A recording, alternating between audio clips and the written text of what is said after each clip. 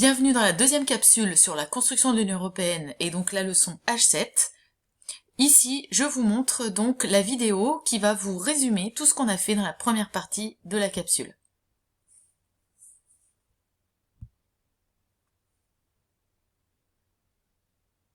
Au lendemain de la Seconde Guerre mondiale, l'idée d'une unification européenne s'imposait de plus en plus comme une nécessité impérieuse. Robert Schuman, homme des frontières, de culture franco-allemande, une fois devenu ministre des Affaires étrangères, a cherché la solution d'ensemble au niveau européen. We cannot aim at anything less than the union of Europe as a whole, and we look forward with confidence to the day when that union will be achieved. L'Europe ne se fera pas d'un coup, ni dans une construction d'ensemble. Elle se fera par des réalisations concrètes, créant d'abord une solidarité de fait. Les gouvernements allemands, italiens, belges, néerlandais et luxembourgeois répondent immédiatement à l'appel français. Depuis ce matin, 1er mai, nous tous, Allemands, Belges, Français, Hollandais, Italiens et Luxembourgeois devenons Européens. Il n'y aura plus de charbon allemand ni d'acier français, mais du charbon et de l'acier européen circulant entre nos pays librement, comme dans un même pays de 155 millions de consommateurs. Le 10 février 1953, un premier train de charbon européen, suivi 3 mois après d'un premier train d'acier, franchissait librement les frontières abolies.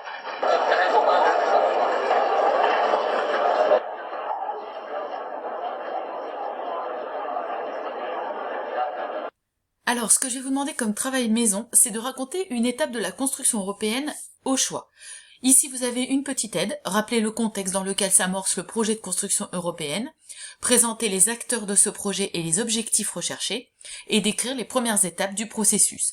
Par exemple, ici, vous pouvez raconter les débuts de l'Union européenne, la construction européenne qui démarre, pourquoi, la CECA et la CEE. Mais vous aurez d'autres choix dans la suite du diaporama. Je continue. On va passer maintenant au grand C, l'élargissement et l'approfondissement de la construction européenne des années 1980 à 2000, et donc on va voir apparaître l'UE, donc on va passer de la CEE à l'Union européenne. Alors voici quelques petites cartes pour vous montrer l'élargissement de cette Union européenne. En fait, elle va faire des envieux, les pays voisins vont vouloir intégrer rapidement cette CEE. C'est d'abord en 73 l'Irlande, le Royaume-Uni et le Danemark qui nous rejoignent. Le général de Gaulle avait refusé 2 fois l'entrée du Royaume-Uni, disant que les Anglais, c'était un petit peu le cheval de Troie des États-Unis, c'est-à-dire que c'était un peu les espions des États-Unis. Ensuite, en 81 puis 86, la Grèce, l'Espagne et le Portugal rejoignent cette union donc qui s'appelle à l'époque la CEE. Ils ont dû attendre de voir leur dictature s'éteindre. En Grèce, il y avait la dictature des colonels qui tombe et en 81, la démocratie est mise en place. Au Portugal et en Espagne, c'est Franco et Salazar qui abandonnent le pouvoir ou qui meurent et donc ils sont remplacés par la démocratie. En 90, l'Allemagne de l'Est nous rejoint, puisqu'il y a une réunification des 2 Allemagnes. Et enfin, en 1995, l'Autriche, la Suède et la Finlande, pays qui étaient sous sous l'influence soviétique et qui est désormais libre, eh bien, nous rejoignent. Donc cet espace de prospérité attire de nouveaux pays, et en 1986, nous sommes 12 membres. Et en 95, nous serons donc 15. En 1992, il y a un très grand événement, très important dans la CEE qui va transformer profondément ce projet européen. Par le présent traité, les États signataires instituent entre eux une Union européenne. Donc ça y est, la CEE devient l'Union européenne. Ce traité, c'est le traité de Maastricht. Maastricht est une ville qui se trouve aux Pays-Bas. Ce traité marque une nouvelle étape dans le processus, ça crée une union sans cesse plus étroite entre les peuples de l'Europe, et cette union se donne pour objectif d'abord de promouvoir des progrès économiques et sociaux équilibrés et durables, d'affirmer son identité sur la scène internationale, notamment par la mise en œuvre d'une politique étrangère et de sécurité commune, et enfin, elle veut renforcer la protection des droits et des intérêts des ressortissants des États membres par l'instauration d'une citoyenneté de l'Union. Donc j'espère que vous vous souvenez, on a travaillé sur la citoyenneté européenne. Eh bien, la citoyenneté européenne, elle est créée en 1992 par ce fameux traité de Maastricht. Alors du coup, évidemment, je vous ai dit, en 95, on est 15. Donc dans les années 80, l'ensemble de l'Europe connaît des bouleversements importants. Le 9 novembre 89, c'est la chute du mur de Berlin. En 90, la réunification de l'Allemagne. Du coup, la fin de l'URSS en 91, l'Europe n'est plus du tout divisée, l'apparition de nouveaux États pose la question de l'adhésion de ces pays à la CE, et oui, il y a de nouveaux États, qu'est-ce qu'on va en faire s'ils demandent de venir dans la CE? La CE, elle avait été fondée par 6 pays, elle n'était pas capable d'accueillir 25 ou 30 pays.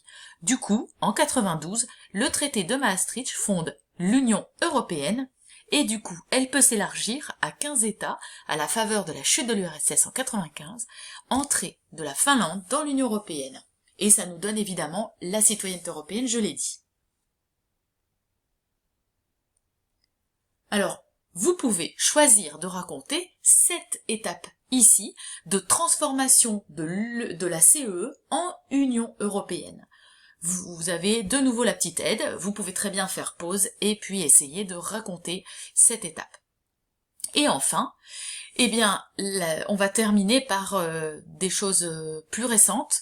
L'article 1er, celui-là, il date de 1976 et il a été mis en place pour les élections de 79, on n'en a pas parlé, mais les représentants du Parlement européen des peuples des États réunis dans la communauté sont élus au suffrage universel direct, donc depuis 1979, date des premières élections européennes, il y a un Parlement européen élu au suffrage universel. Ensuite, en 1993, on déclare que l'adhésion nécessite de la part d'un pays candidat qu'il ait des institutions stables, garantissant la démocratie, la primauté des droits, les droits de l'homme, le respect des minorités et leur protection. Donc là, on met tout de suite au point des obligations pour les pays qui voudraient rentrer dans l'Union européenne, à savoir respecter les droits de l'homme, être une démocratie, et respecter les minorités et leur protection. Ça évite les discriminations, le racisme. Enfin, l'Union européenne repose sur le principe de la démocratie, sur le principe de l'état de droit, ça date de 2000, et c'est pour cela que certains pays actuellement ne sont toujours pas rentrés dans l'Union européenne, par exemple la Turquie. Vous avez ici l'actuelle carte de l'Union européenne. Évidemment, le Royaume-Uni n'en fait plus partie, donc ça normalement c'est un pays qui devrait être en blanc. C'était pour vous montrer en fait l'extension de l'Union européenne. J'espère que vous retournerez sur le site de jeuxgéographiques.com pour tester vos connaissances sur les pays européens, car vous devez savoir les placer, surtout pour le lycée. Vous voyez qu'il y a encore des pays qui ne font pas partie de l'Union européenne parce qu'ils ne sont pas prêts à rentrer. La Turquie, elle, c'est surtout des problèmes de droits de l'homme et de droits des pays, puisque par exemple, elle occupe l'île de Chypre en moitié et normalement, elle n'a pas le droit d'être là. Vous avez l'Islande aussi qui ne fait pas partie de l'Union européenne. Et enfin, il y a des pays qui ne veulent pas, tout simplement, qui n'ont pas demandé à rentrer, comme la Norvège, la Biélorussie, ici. Bon, évidemment, la Russie, l'Ukraine, la Moldavie, etc. Alors, je fais un petit point, mais il y a aussi ce qu'on appelle les RUP, on en a déjà parlé, les régions ultra-périphériques. Ce sont les possessions des pays européens qui sont éloignés de l'Europe. Par exemple, nos DROM, la Martinique, la Mayotte, la Réunion, la Guadeloupe et la Guyane. Mais par exemple, les Canaries pour l'Espagne, ou encore les Açores et Madère pour le Portugal. En 2004, l'Union européenne accueille des anciens pays d'Europe de l'Est. Elle va accueillir 10 pays en tout de l'Europe de l'Est, notamment par exemple la Pologne, ou la Slovaquie, ou la République tchèque, et également les pays baltes comme l'Estonie, la Lettonie et la Lituanie. Tous les pays membres doivent respecter désormais des critères démocratiques et les principes de l'état de droit. Un état de droit, c'est un état qui protège les droits des hommes, évidemment les droits de l'homme. Depuis 2013, la Croatie est entrée dans l'Union européenne après la Bulgarie et la Roumanie. Ça a porté à 28 le nombre de pays dans l'Union européenne. Cependant, En 2016, le Royaume-Uni a négocié son départ après un référendum et aujourd'hui, il ne fait plus partie de l'Union aujourd'hui. On parle donc de Brexit, Bre pour Britain et exit, c'est la contraction de ces deux mots. Donc ça veut dire l'Angleterre qui est sortie de l'Union européenne. Alors voilà, vous pouvez aussi choisir cette dernière période de l'Union européenne et raconter donc voilà ce qui s'est passé depuis tous ces changements à la fin de la guerre froide. Voilà, le diaporama est terminé. Bon courage! J'attends votre travail dans l'espace élève.